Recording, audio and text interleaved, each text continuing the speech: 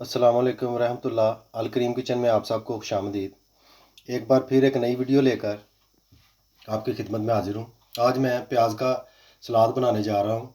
बहुत मज़ेदार बनता है, हमारे यहाँ बहुत फेमस है।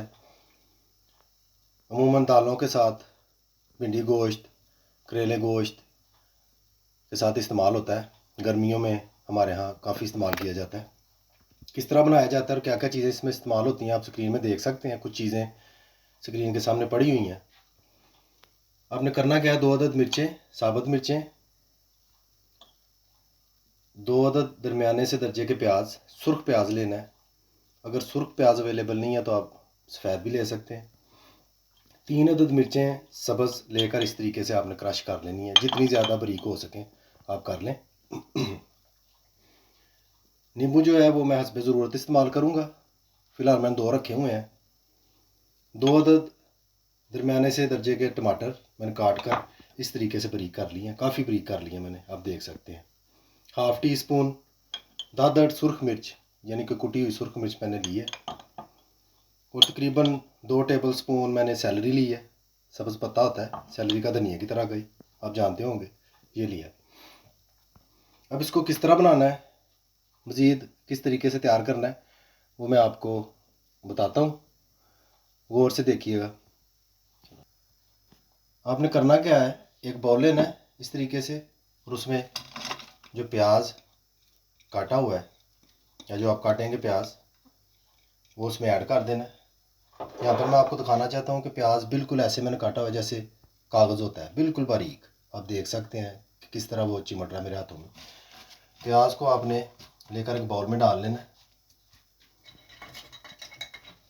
प्याज डालने के बाद आपने क्या करना है कि हस्बे ज़रूरत नमक, मैंने फ़िलहाल 1 टेबल स्पून लिया है, वो मैं इस पर छिड़कूँगा इस तरीके से।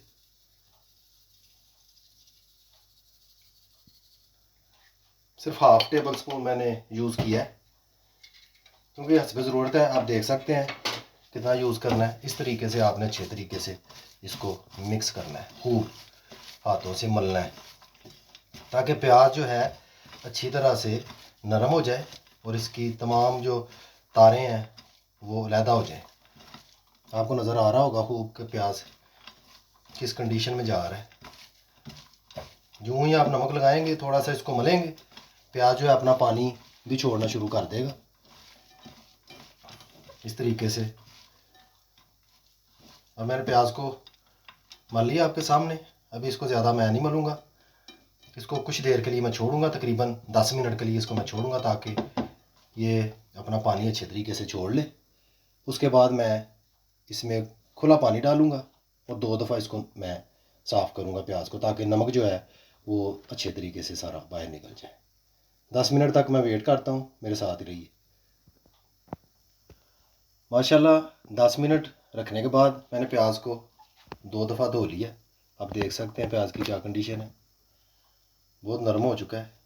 और इसका पानी जो है, जो इसका कड़वा पानी होता है, वो आधे से ज़्यादा निकल चुका है।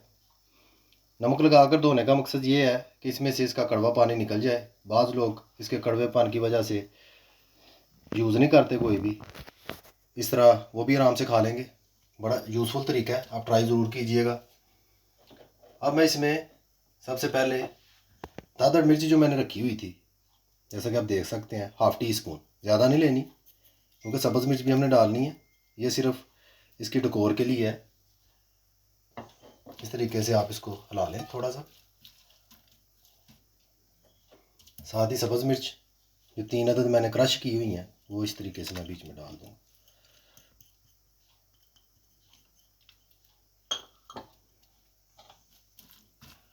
सब्ज़ मिर्चें डालने के साथ ही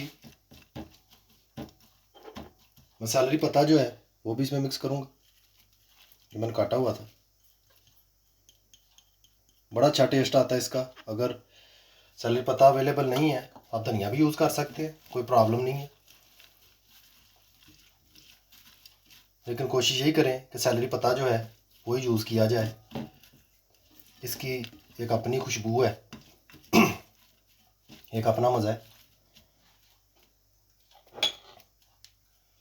अब अब मैं टमाटर जो काटे हुए थे दरमियाने दर्जे के 2, वो मैं इसमें मिक्स करूँगा। इस तरीके से सारे टमाटर मिक्स कर दूँगा।